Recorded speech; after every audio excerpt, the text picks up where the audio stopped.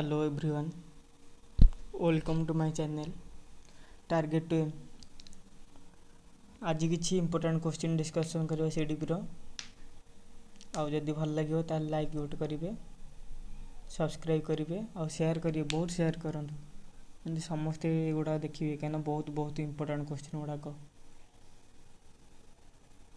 CTT हो कि OTT हो कि ओटीटी सबुथ दरकार बहुत इंपोर्टेंट क्वेश्चन। तो शेयर बहुत करूँ आउ जदि बुझी न पार्छंती ताले कमेंट करूँ, कमेंट बॉक्स रे कहूँ मत किसी ना मुझे बुझेबी समस्त को। आउ जब बुझी पार्छंती ताले लाइक करूँ, कमेंट करूँ, आउ ट्राए करूँ ये क्वेश्चन आंसर गुड़ा निजे करने कहीं निजे गले जानीपर जे केतरा कौन ठीक रोचे केतरा कौन भूल रोचे सबकि जानीपर। हाँ ठीक अच्छे आसतु स्टार्ट करवा।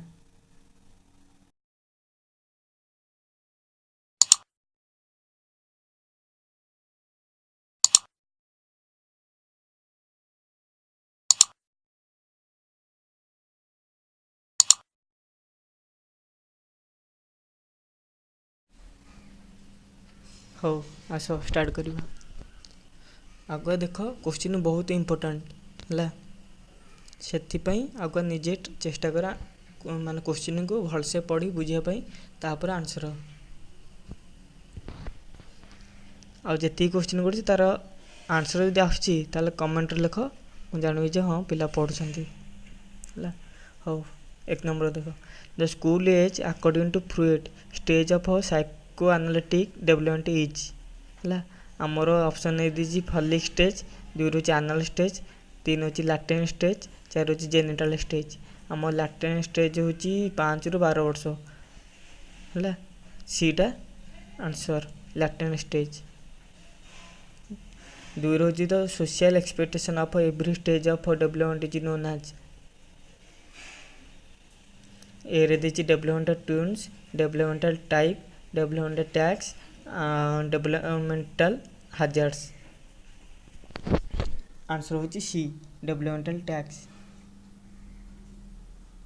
तीन होची Howard Gardner theory of multiple intelligence emphasis on माने जो गार्डनर देथिले मल्टीपल इंटेलिजेंस रो कहा पर सेटा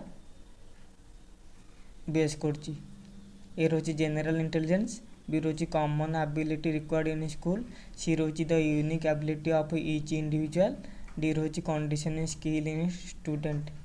तो आंसर होची C the unique ability of each individual. चार होची असेसमेंट आज लर्निंग। असेसमेंट आज लर्निंग माने कौन आज माने होची आज लर्निंग होची निजु निजे परीक्षा करी जोटा मूल्यांकन करा जाए। तो ए रे देची it is use during the process of learning and teaching, B रे देची it is use towards end at the end of instruction period, C रे देची it is use to when student reflect on and mirror है।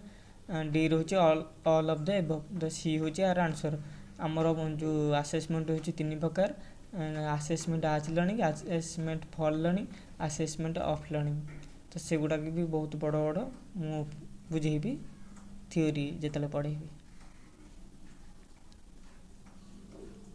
तापर होची 5 number team teaching has the potential to develop. एक रोची cooperation, दो रोची competitive spirit, C रोची highlighting the gap in each other teaching, D रोची the habit of supplementing the teaching of each other. तो डी हो answer the habit of supplementing the teaching of each other. Like कर है like न कले मत भल लगुनि मैंने मोटिवेट मिलूनी। तो लाइक करो, कमेंट करो, शेयर करो। सी रोचे अकॉर्डिंग टू पीएच क्वेश्चन देख अकॉर्डिंग टू पीएच children thinking differs in dash from adult than in dash. यहाँ भी जो आमर पीएच थ्योरी आमर छोट पिला आ बड़ पिला भर कंपेयर कराई। छोट पिला जहाँ भावती बड़ लोक भी से भावती, बास से कम भावती, बड़ लोक अधिक भावती, यह हूँ कथा। तो ए रे देछि साइज करेक्टनेस, बी रे देछि काइंड अमाउंट, सी रे देछि अमाउंट काइंड, एंड डी रे होछि साइज टाइप। तापर देखो 7 number family play dash role in socialisation of the child. एटा तो इजी क्वेश्चन टा, एटा होछि प्राइमरी। निजा को चेष्टा कर आंसर देवा को क्वेश्चन रो। 8 number a teacher remark in को एजुकेशन क्लास टू बॉयज। एटा बहुत बढ़िया इंपोर्टेंट क्वेश्चन। देखो ए टीचर रिमार्क इन को एजुकेशन क्लास, गोटे क्लास चलची को education class to boys be boys and don't behave like girls. माने गोटे क्लास चलची, टीचर कहउछंती जे पुओ पिला हेकि रुह, झील पिला भलिया व्यवहार करनी। तो यहाँ कौन दर्शाऊँ, ये रोचे ऑप्शन देख reflect stereotypical behaviour of discrimination between boys and girls. B रे देछि it is a good example of dealing with boys and girls. C रोचे रिफ्लेक्ट कास्ट डिस्क्रिमिनेशन। डी रोचे highlight the biological superiority of boys over girl. एटा होची एटा हम कहीं आमर से जेंडर बायस उपर कहउछंती, माने प्रभेद माने जेमती पुओ पिला झी पिला भितर गोटे प्रभेद सृष्टि होची। तो आंसर हम A reflect stereotypical behaviour of discrimination between boys and girls.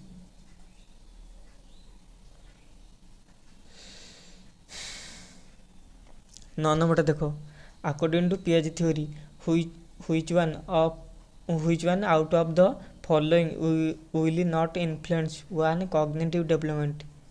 तो आ भितर पियाजे थ्योरी रे माने ये चारटा भितर कोटा इन्फ्लुएंस करूनी, आमर मैच्योरेशन करुची, लैंग्वेज करुची, एक्टिविटी करुची, किंतु सोशल एक्सपीरियंस पियाजे थ्योरी रे बेसी आसुनी।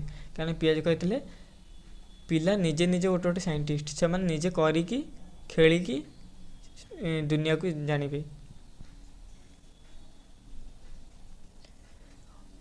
Last question continuous and comprehensive education is essential for CCE. ता माने कौन देखो correcting less frequent error more than more frequent error. B रोची dilating the accountability of the board of education. C रोची fine tuning of test with the teaching. D रोची understanding how learner can be observed record and improve upon है। तो answer हम D understanding how learning can be observe record and improved अपन। तो आज पे ये question थिला। नेक्स्ट वीडियो रे मु आउ 10टा क्वेश्चन आनिबे। यदि भल लगुची तो कमेंट रे कहिबे निश्चिंत है। हाँ ठीक अच्छे, धन्यवाद। सब वीडियो को लास्ट पर्यंत देखा चेष्टा करूँ। वीडियो देखले सब तो क्वेश्चन एटलिस्ट देखिपारे। तो बहुत बढ़िया बढ़िया क्वेश्चन अच्छी सीटीटी हो कि आमर ओएसटीटी बाहर अच्छे आहरी भितर तापाई भी यहाँ दरकार। यहाँ पेड़ाऊँगी ना चाइल्ड डेवलपमेंट पेड़ाऊँगी, तो यहाँ सबुथि दरकार। हाँ ठीक अच्छे।